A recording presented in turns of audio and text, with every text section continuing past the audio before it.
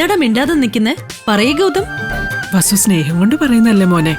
മാത്രല്ല നിങ്ങളോട് കാണിച്ചതിനൊക്കെ ഒരു പ്രായശ്ചിത്വം ചെയ്യണല്ലോ, അല്ലേ വസു?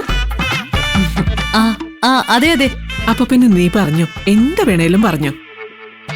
ഇന്ന് വസു സ്വന്തം കൈകൊണ്ട് എല്ലാവർക്കും വെച്ചുണ്ടാക്കി തൃപ്തിയാവോളം വിളമ്പി തരും. എങ്ങനെ? ഞാൻ കുക്ക് ചെയ്യണോന്നോ? ആ, അങ്ങനെയല്ലേ നീ പറഞ്ഞത്.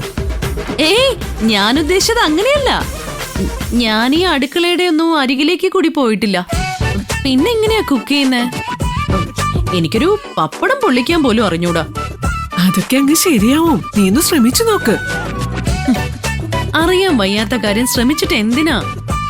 ഞാൻ ഉദ്ദേശിച്ചത് അങ്ങനെയല്ല. ഗൗതമിന് എന്താ വേണ്ടതെന്ന് വെച്ചാ പറഞ്ഞോ, നമുക്ക് ഹോട്ടലിൽ നിന്ന് വിളിച്ച് ഓർഡർ ചെയ്യാം.